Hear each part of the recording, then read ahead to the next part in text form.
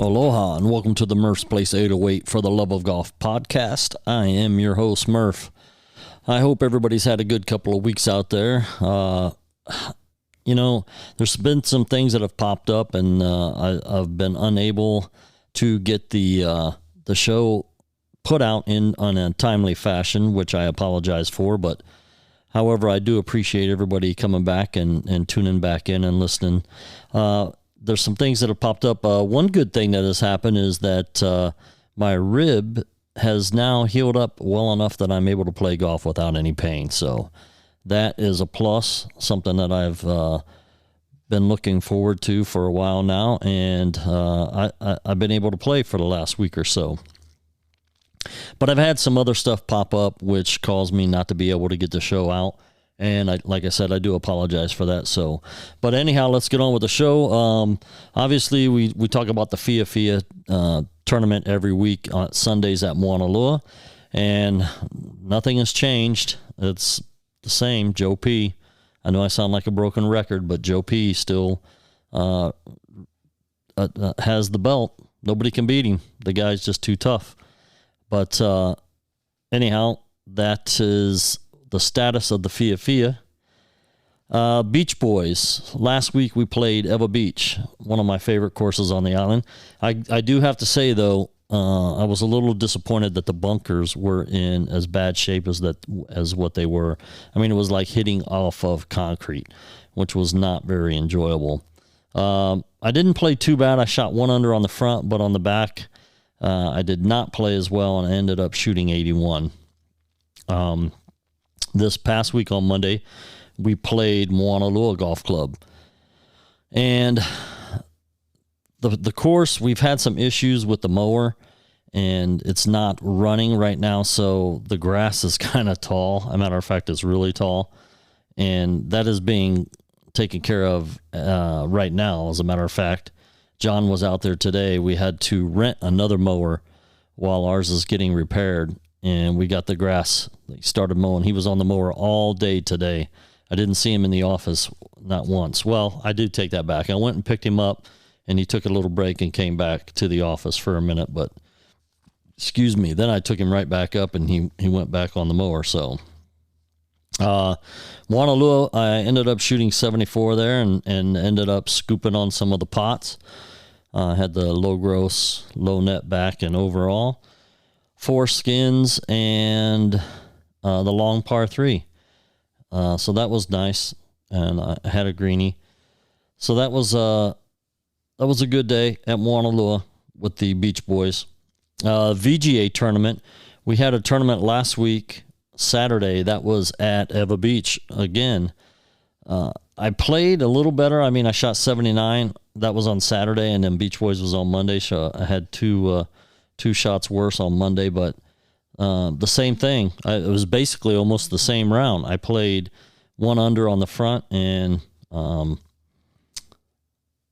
I think it was 44 on the back, something like that.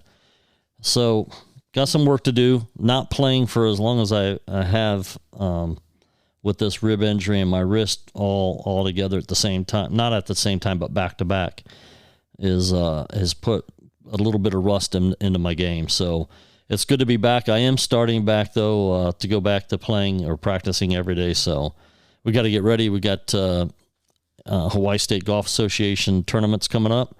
We got the 4-ball tournament coming up at Ted Makalena. I believe it's the last weekend in February 26th, 27th. And Joe P. is going to be my partner for that tournament. This will be the second year in a row we played together in that, so hopefully we'll do well. But the VGA, this week we have a tournament at Turtle Bay, the Palmer course. And I know that a while back, the Fazio, with the COVID and all that stuff, when they closed down the courses, they closed the Fazio, and they haven't opened it back up yet. I know for the longest time grass was growing, and it was not even in playable shape. But I know here within the last probably 6 months, they started cutting the grass on that course. So I don't know if they're going to open it back up and get it going again. But right as of now, the Palmer course is the only one that's open, and that is the one that we'll be playing for the VGA this coming week. The PGA, we had a couple of tournaments that has occurred since the last time we talked, and the last tournament last week was the Century Tournament of Champions.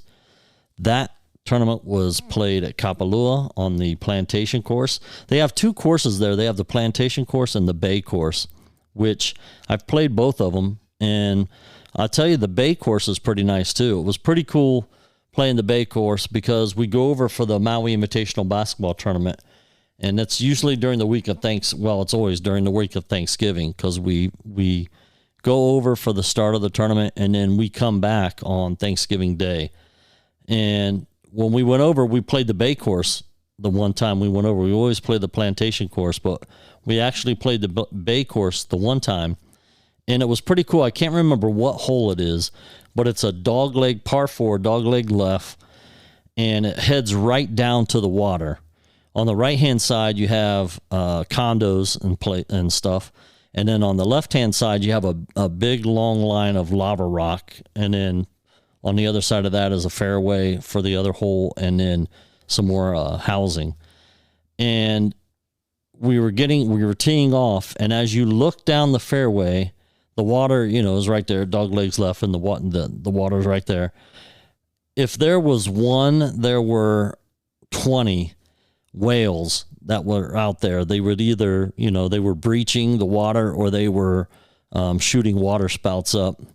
And it was, I'd never seen that many whales all in one kind of small area. It's not that small, but it's small compared to how many whales was actually there.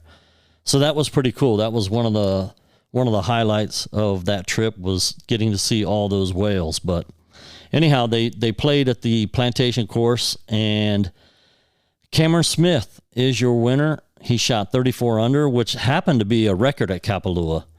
He finished one shot ahead of John Rahm, and it was not very windy. It wasn't as windy as it normally is there. And that's what really makes that course hard, is when the wind is blowing. So, those guys tore that course up.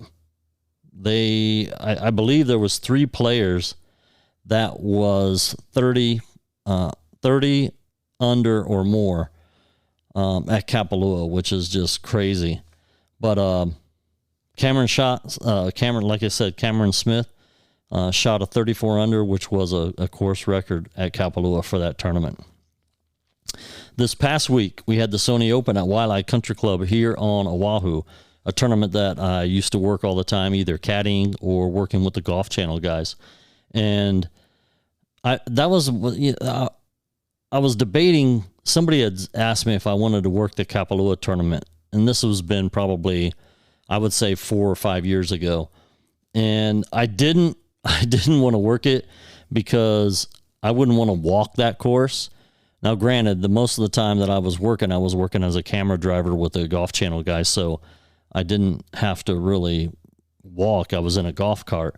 But I didn't want to end up getting stuck doing a job that I was going to have to walk that course, because that course is crazy to walk. I can't believe the pros walk it like they do.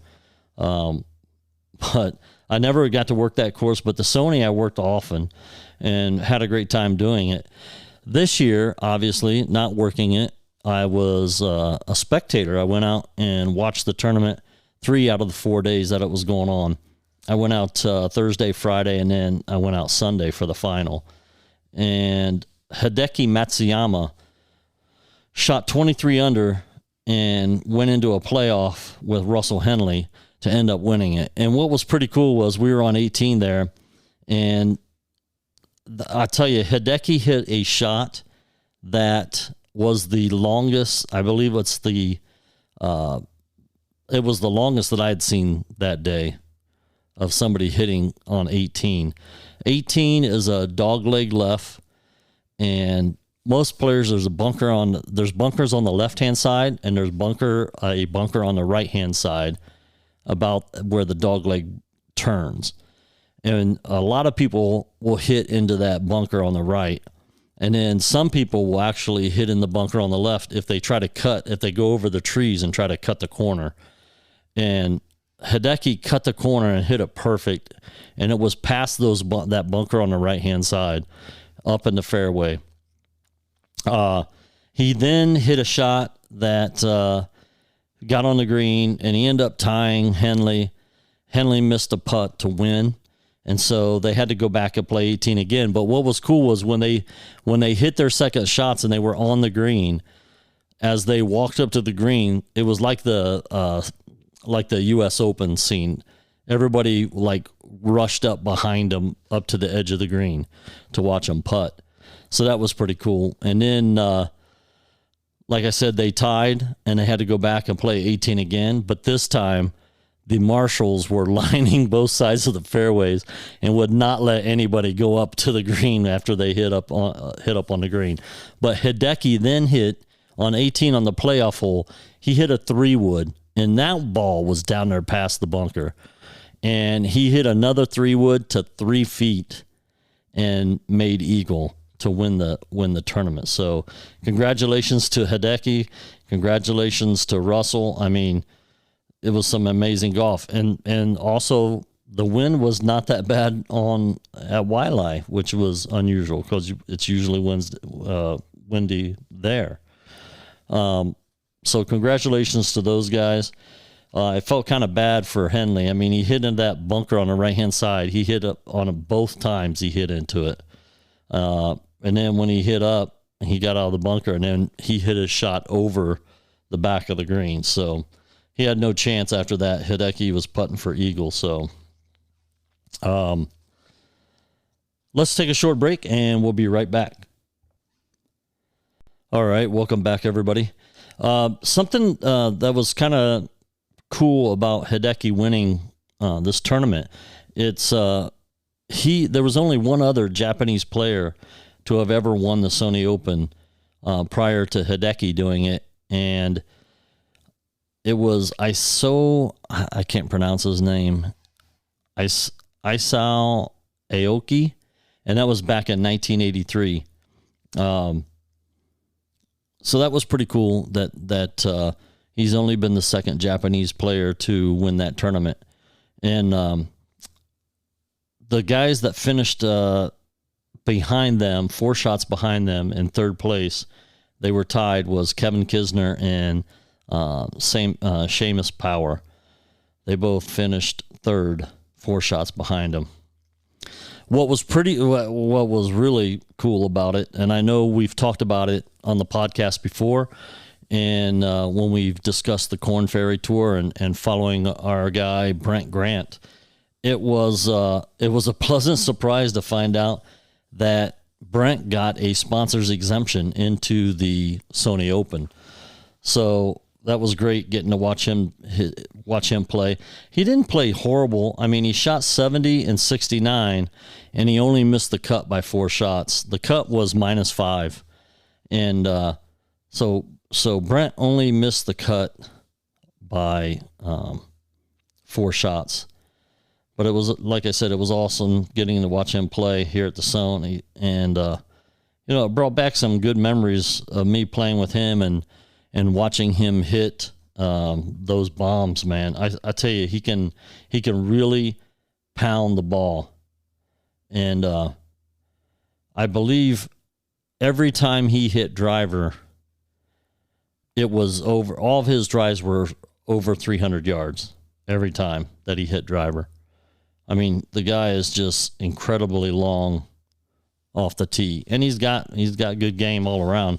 Par for that course, the Sony Open was 70. So Brent shot 70, 69, and like I said, missed the cut by 4 strokes. And then the other local guy that we follow and we're going to keep an eye on is Jared Sawada.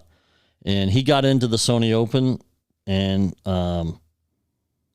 he didn't play as his usual self. He shot 73 and 75 and missed the cut.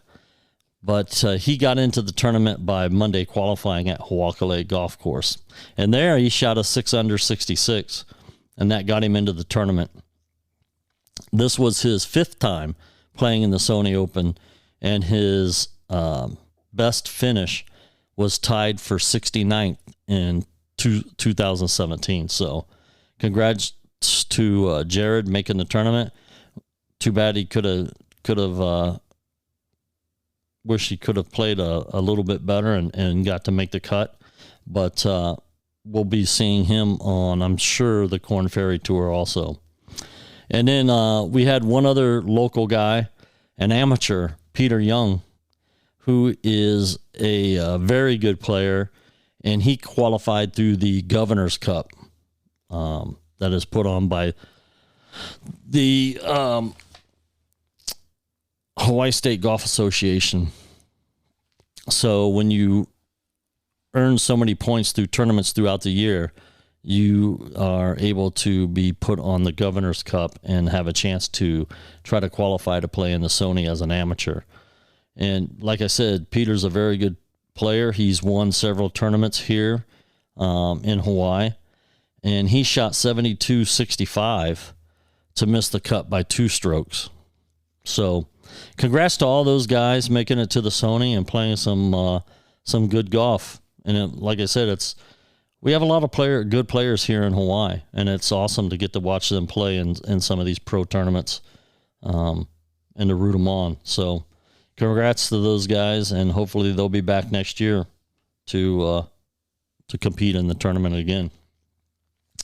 Next up for the PGA, we got the American Express at the Pete Dye Stadium course in La Quinta, California. In that tournament, there's 156 golfers, and they play on 3 different courses.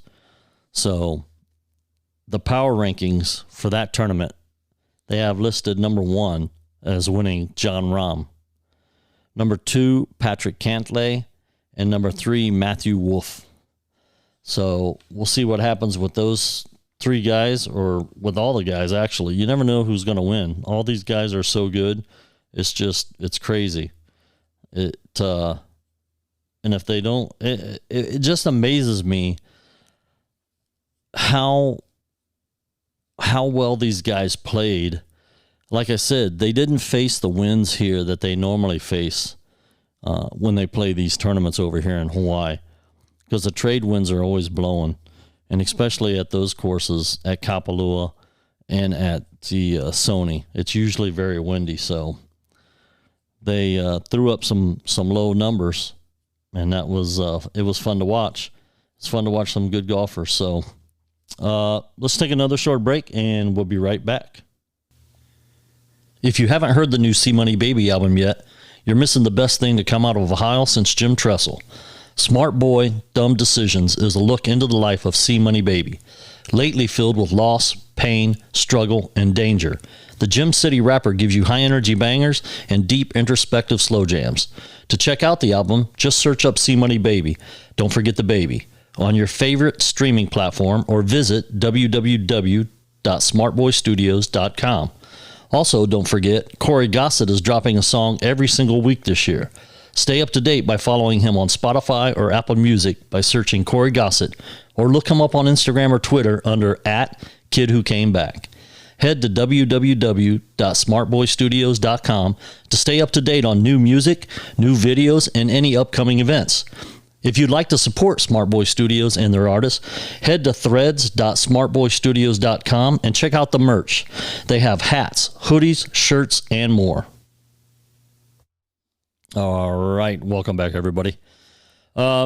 Speaking of Smart Boy Studios and my son, that's the owner of the studio, they came out, and I know I mentioned this before, they came out, him and one of his artists, to do some music videos here and to record some stuff. So they met up with some other artists here, local artists, and it was they had a good time, and it was very interesting to hear some of the stuff that they were working with. But he is coming back out, and I asked him who he was bringing this time, and he was like, I got to bring my girlfriend. So they're going to be coming back out, and I believe it's in April, and I'll try to get him on the podcast to talk not only a little bit about the studio and what they're doing as far as music wise, but also about his golf. I mean, he's not an avid golfer like me, but he did. I have taken him out and had gotten him clubs, and he's played some golf. I don't think he has that much time. He's a kind of a workaholic. He has a full-time job that he works during the day, and then it's music the rest of the time, and that usually leads into the wee hours of the morning when he's working with artists and recording and mixing and mastering and engineering their songs for their albums. So anyhow, we'll get him on the podcast. If you guys have any topics you want to talk about or have any questions, please shoot me an email at merceplace808@gmail.com. And we'll get those discussed and talked about and figured out. Like I said, I'm going to be starting back up. Tournament season is starting to begin. The first tournament of the year is going to be in February. I know I got a lot of work to do to get into tournament shape, but I am starting. It started Monday, and it will continue for every day. We got a VGA tournament coming up on Saturday, so hopefully I get some stuff worked out before then. But I thank everybody for their support. Thank you guys. If you want to support the podcast, there's a link that you can click on and help to support the podcast for me to keep bringing content. I apologize, like I said, for the delay in getting another podcast out, and I try to stay on top of it. I want to put one out every Monday and post it on Tuesday so I could talk to you guys and fill you in on what's going on. Like I said, if you have any questions or topics you want to discuss, please shoot me an email, merceplace808@gmail.com. And thank you guys for tuning in. I hope everybody is staying safe and, work on your game. Get better if that's what you want to do. If you just want to go have fun, that's totally different. You can also do that. I got my buddy Joe Morgan to come out and play with us in the Beach Boys last week. And he got introduced to the Vegas chip game. And if you don't know what that is, that's a game where you, depending on what you do, you can get a chip if it's something good or if it's something bad. If you hit it in the water, there's a water chip. If you hit a tree, if you hit it in the bunker, if you make 3 pars in a row, birdie, eagle, 1 putt. I mean, there's all kinds of chips. There's like 25 chips in this game. So he got introduced to the chip game. He wasn't really sure what was going on, but he ended up with 5 negative chips. So anyhow, he liked the game. He's going to play with his buddies on Saturday. So other than that, if you guys are playing golf, hit them straight, hit them long, but don't hit them often. Aloha, everyone.